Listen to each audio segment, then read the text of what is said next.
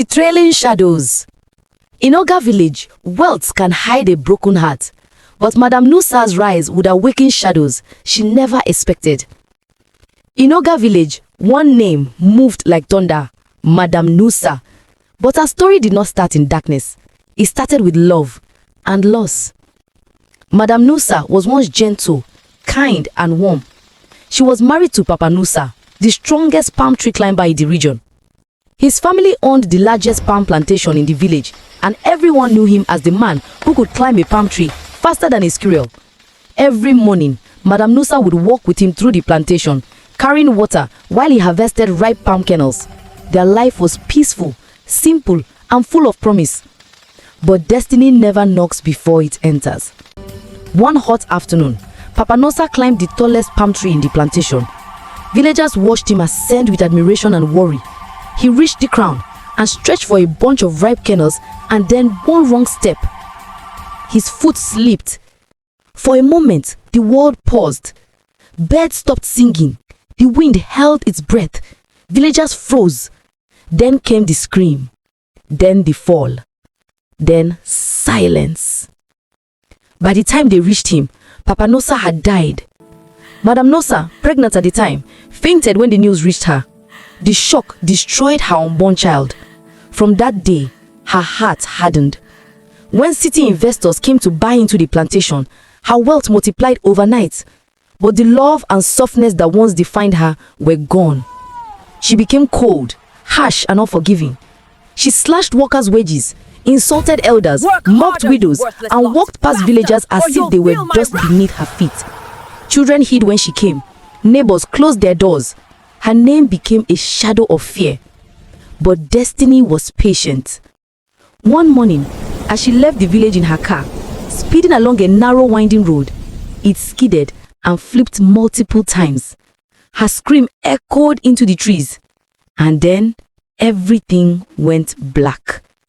She woke up in a strange village with no name, no memory, and no idea that the world was about to teach her a lesson she could not escape. Madam Nussa awoke on bare ground, covered in dust, surrounded by strangers. A woman splashed water on her face. A boy handed her a small cloth. An old man leaned over, peering carefully. "You are safe," the woman said.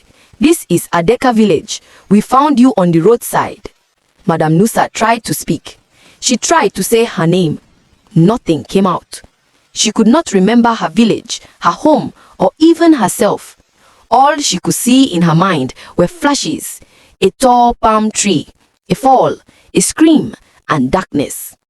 With no memory and no money, she became a nobody. She fetched water for little pay, swept compounds, carried firewood, and farmed for food. And the villagers treated her cruelly. They underpaid her, insulted her, and mocked her for every mistake, the same way she had once treated others. Every insult pierced her like a knife. Every shove reminded her of her past cruelty. Yet, she could not remember why she felt the guilt. At night, she cried quietly, whispers escaping her lips. "Why does the world hate me? Why am I suffering?" Months passed. Then one day, a palm oil trader from Oga village arrived. He paused as he looked at her. His eyes widened. "Ah, Madam Nussa, the richest woman in Oga village, what happened to you?" The broom fell from her hand. The name, the voice, it struck her like lightning. Her heart raced. Memories began to return. The plantation, her husband's fall, the lost pregnancy, the investors, her arrogance, her cruelty, the car accident, her suffering in Adeka. The past she tried to bury flooded her mind. She collapsed, overwhelmed by the truth. The life she once ruled with pride had followed her, even here. The moment her name was spoken, memories came flooding back. The past she tried to bury was finally catching up with her. Memories struck Madam Nussa like lightning. Every worker she cheated, every elder she insulted, every widow she mocked, every tear she caused. Her heart broke in a way money could never repair. The palm oil trader knelt beside her. "Madam Nussa, your village believes you died. Your house is empty. Your plantation is abandoned. Will you come home? Home. The word stabbed her heart. Home was where she caused pain. Home was where she became a monster. Home was where she destroyed her own reputation. How do I face them, she whispered. How do I stand before people I hurt? The trader smiled softly. Even the hardest soil becomes fertile when rain falls long enough. She wiped her tears, stood slowly, and felt humility for the first time in years. The villagers of Adeka watched silently, some shocked, some pitying, some judging.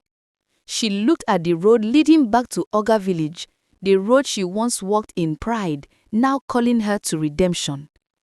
I will return, she said, not as the woman I was, but as the woman life has shaped me to become. As she entered Oga village, the villagers gasped. Some ran, some hid, some stared in disbelief. Madam Nussa dropped to her knees. I am sorry, she cried. Forgive me for every pain I caused. Life has punished me more than you ever could. The woman who left this village is dead. Only this one remains, asking for forgiveness. Silence fell. Then an elder she had insulted stepped forward. He placed a hand on her shoulder. Stand up, Nussa. We forgive you, not because you are perfect, but because humility proves you have changed. Tears rolled down her cheeks. And so the feared woman of Oga village found peace, not through wealth, not through power, but through rebirth and humility. Her name changed that day. She became Nussa, the restored.